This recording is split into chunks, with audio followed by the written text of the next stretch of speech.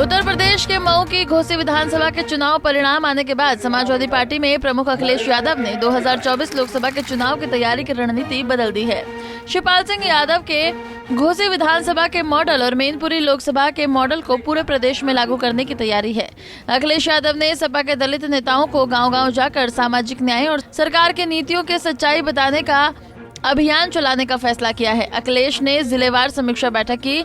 इसमें सभी सेक्टर प्रभारी के नेतृत्व में दलित नेताओं को आगे के लिए जाने का भी फैसला कर चुके हैं। अल्पसंख्यक के साथ ओबीसी वर्ग का रिझाने की कोशिश सपा पिछले कुछ महीनों से करती आई है। अब दलित वर्ग पर फोकस है, इसलिए अखिलेश यादव ने घोसी विधानसभा की जीत का मॉडल सभी लोकसभा सीटों पर बताने के लिए दलित नेताओं को आगे कर रहे हैं। दरअसल विधानसभा चुनाव 2022 में दलित वर्ग का अधिकांश वोट बीजेपी को मिला। अब सपा फ्री राशन और किसानों को मिलने वाली आर्थिक मदद की सच्चाई दलित वर्ग के सामने रखकर उन्हें जोड़ना चाहती है, ताकि दलित वोटरों को अपनी ओर खींच सके, क्योंकि अब अखिलेश को भी पता है कि दलित वोटरों के जरिए ही 2024 का रण जीता जा सकता है। सपा की तरफ से खासकर उन नेताओं को जिम्मेदारी दी गई है जो बसपा में कभी रहे हैं। साथ ही दूसरे दलित नेताओं को भी विशेष रूप से तवज्जो दी जा रही है। काशीराम की प्रयोगशाला से निकले स्वामी प्रसाद मौर्य ही नहीं बल्कि इंद्रजीत, सरोज के गौतम, लालजी वर्मा, राम अचल राजभर जैसे नेता सपा की अग्रिम पंक्ति में दिखाई देते हैं।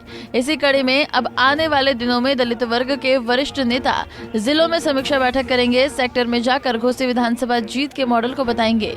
वहीं गांव-गांव जाकर सामाजिक न्याय, जातीय जनगणना और उन मुद्दों को गिनाया जाएगा जिन मुद्दों को लेकर बीजेपी भ्रम फैला रही है।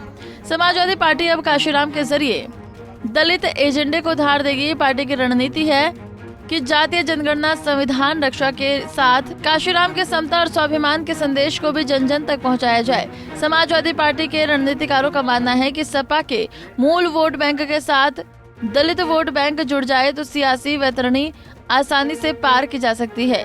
इस रणनीति के तहत सपा के लोहियावादियों के साथ अम्बेडकरवादियों को एक मंच पर लाने की कोशिश की है। यही वजह है कि पार्टी के दलित नेता अवधेश प्रसाद को न सिर्फ विधानसभा में सपा अध्यक्ष अखिलेश यादव के बगल में कुर्सी दी गई, बल्कि राष्ट्रीय सम्मेलन में भी वो साथ साथ नजर आए। सपा के राष्ट्रीय महासचिव स्वामी प्रसाद मौर्य से लेकर इंद्रजीत, सरोज तक सामाजिक आंदोलन की दुहाई दे रहे हैं।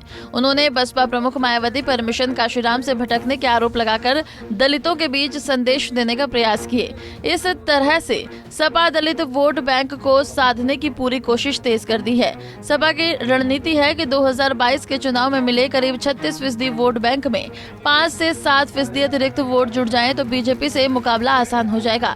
इस मिशन का जिम्मा स्वामी प्रसाद मौर्य, बसपा से सपा में आए नेताओं को दिया गया है। अब देखना होगा कि आने वाले वक्त में इससे समाजवादी पार्टी और अखिलेश यादव को कितना फायदा पहुंचता है, क्योंकि अखिलेश पूरी तरह से घोसी उपचुनाव में मिली जीत के बाद गदगद नजर आ रहे हैं। Bureau report, Punjab Kesari TV.